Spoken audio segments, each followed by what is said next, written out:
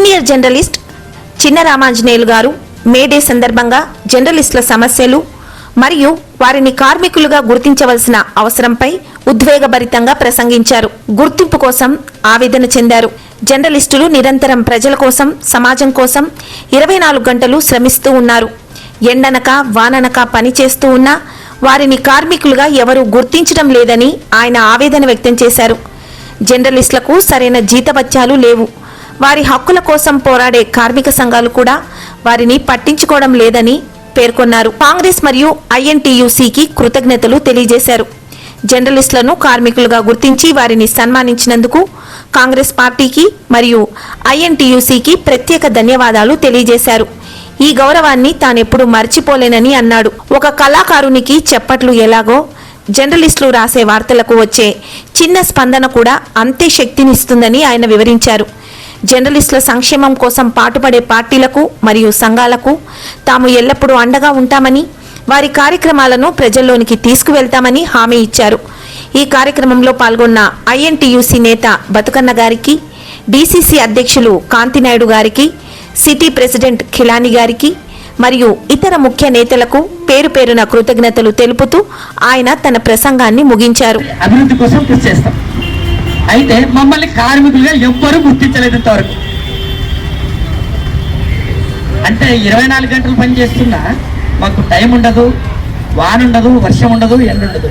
అనునిత్యం ప్రజల కోసం పనిచేస్తున్నాం. ఏమని జీతాలు వస్తాయంటే అంత జీతాలు కూడా మా కోసం ఎవరైనా పోరాడే కార్మిక సంఘం ఉందంటే ఏమీ లేవు. దయచేసి అదే కాంగ్రెస్ పార్టీ గుర్తించింది, ఐఎన్టీసీ గుర్తించింది. మమ్మల్ని గుర్తించి మమ్మల్ని సన్మానం చేసింది చూడు, మేము జీవితంలో మర్చిపోం. ఐఎన్టీసీ మర్చిపోం, కాంగ్రెస్ పార్టీని మర్చిపోం. మీ వెంట ఉంటాం సార్, మీ పార్టీ సంఘం వెంట ఉంటాం. ఎక్కడున్నా మీ కానీ మీ కార్యక్రమాలు కానీ ప్రజల దృష్టికి ఖచ్చితంగా తీసుకెళ్తాం. మిమ్మల్ని అధికారంలో తీసుకొచ్చేందుకు కూడా మా వంతు సహకారం అందిస్తాం సార్. ఎస్, మాకు ఈరోజు అలా అనిపిస్తుంది. కార్మిక పార్టీలు ఉన్నాయి, వామపక్ష పార్టీలు ఉన్నాయి, సిపిఐ ఉంది, సిపిఎం ఉంది, ఎంఎల్ పార్టీలు ఉన్నాయి, చాలా పార్టీలు ఉన్నాయి. అంటే ప్రపంచ కార్మికులారా ఏంటంటే ఏకమైతే మన హక్కులన్నీ పోతాయి, ఏకమైతే పోయేదేం లేదు, మానక సంఖ్యలు తప్పని పొంతెత్తి అరిసే కార్మిక సంఘాలు కూడా మమ్మల్ని గుర్తించలేదు. అదే మాకు బాధ, చిన్న బాధ. మరి మేము అక్కడి నుంచే వచ్చాం, అక్కడి నుంచే వచ్చినా కానీ మమ్మల్ని గుర్తించలేదంటే చాలా ఇది అనిపిస్తుంది.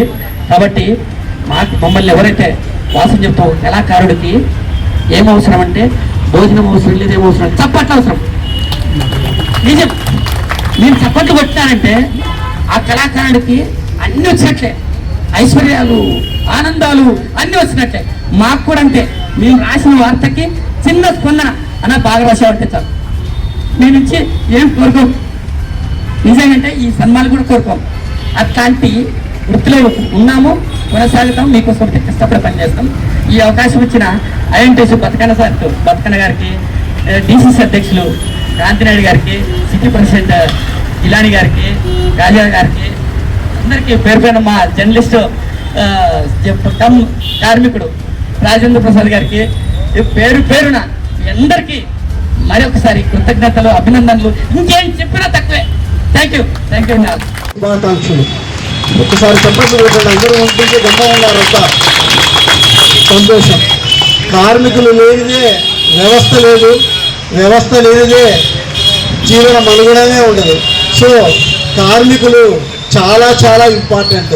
ఒక వ్యవస్థ నిలబడాలి అంటే ఎవరు ఉండాలి? కార్మికులు ఉండాలి. కార్మికుల యొక్క వారు బాగుండాలనే మన ఒక పార్టీ ఆ రోజు ఈ యొక్క ఫ్రంటల్ ఆర్గనైజేషన్ తీసుకుని వచ్చి వాళ్ళ హక్కులను గౌరవిస్తూ, అలాగే వారిలో సమానత్వం కోసం, లేకపోతే వాళ్ళు ఎదుర్కొనేటువంటి కష్టాలన్నింటినీ కూడా పరిష్కరించడానికి ఒక వేదిక కావాలని చెప్పేసి ఐఎన్టీసీని స్థాపించడం జరిగింది. ఉన్నటువంటి అన్ని సంస్థలలో కూడా అత్యంత పురాతనమైనది, బలమైనది ఏదైనా ఉందంటే ఐఎన్టీసీ.